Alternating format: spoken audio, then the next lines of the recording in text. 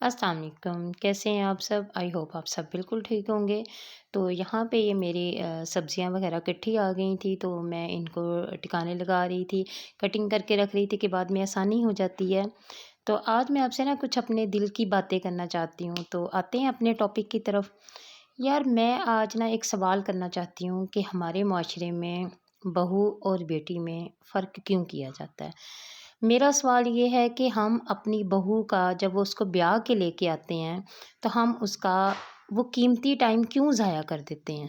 اگر ایک لڑکی کو بہو بنا کے لے کے آئے ہیں، اس نے بی اے کیا ہوا ہے، ایم اے کیا ہوا ہے، تو ہم اس کی اس قابلیت کو آگے لے کے نہیں چلنے دیتے۔ اگر وہ کہتی ہے میرا 1 سال رہ گیا، مجھے پڑھنے دیں، میں یہ جاب کر کے آپ کا ساتھ دے سکتی ہوں، آپ کے بیٹے کا ساتھ دے سکتی ہوں، آپ کے گھر کے حالات ٹھیک نہیں ہیں، تو ہم ایشو بنا لیتے ہیں کہ نہیں بھائی رشتہ دار کیا کہیں گے، تمہیں تو ہم صرف اپنی نسل بڑھانے کے لیے لائے ہیں، تمہیں تو ہم لائے ہیں کہ تم سب ہم سب کو ناشتے بنا کے دو۔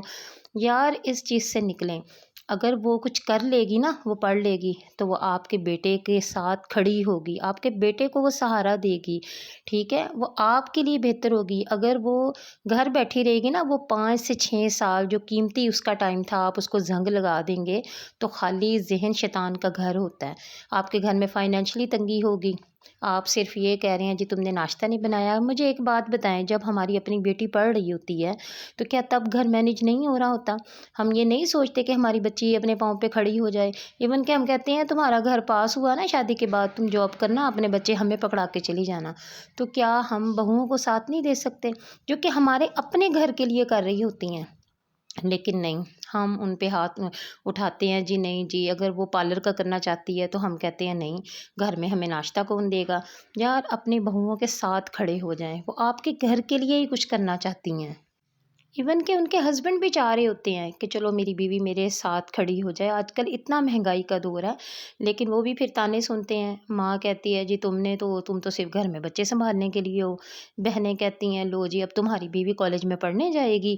لیکن جب ٹائم گزرتا ہے نا، جب بھائی کی اولاد ہوتی ہے، بچے بڑے ہوتے ہیں، کھانا پورا نہیں ہو رہا ہوتا، تو وہی فیملی والے کہتے ہیں جی تمہاری بیوی کو فلانی جوتوں کی شاپ پہ لگوا دیں، تمہاری بیوی کو فلانی جاب پہ لگوا دیں، ٹھیک ہے۔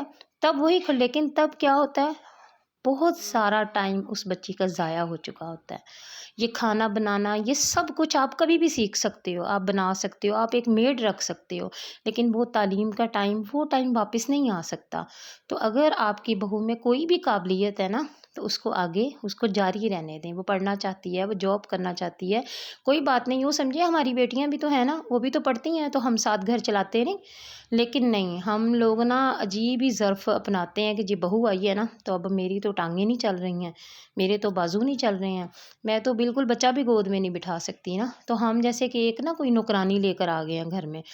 ٹھیک ہے، عورت کو اپنے شوہر سے پیار ہوتا ہے، وہ اس کی رسپیکٹ کرتی ہے اور کرنی بھی چاہیے، ٹھیک ہے، لیکن وہ اس کو سپورٹ کرنے کے لیے ہی کھڑی ہوتی ہے۔ تو اس چیز کو ہم سب کو انڈرسٹینڈ کرنا چاہیے۔ اگر آپ اس گولڈن ٹائم میں اس کا ساتھ دیں گی نا، تو یقین کریں جب آپ بڑھاپے میں چلی جائیں گی نا، تو وہ بہو آپ کی بہت عزت کرے گی، آپ کو سنبھالے گی، کیونکہ آپ نے اس کا اس ٹائم میں ساتھ دیا تھا جب اس کو آپ کی ضرورت تھی، ٹھیک ہے۔ اور وہ جس مقام پہ بھی تب کھڑی ہوگی نا، وہ جو بھی کما رہی ہوگی، تو اس کو پتہ ہوگا کہ میری ساس نے ماں بن کے آگے مجھے پڑھنے دیا، یا میرے اندر جو بھی اسکل تھیں اس کو آگے لے کر آئیں گے، نہیں تم کر سکتی ہو۔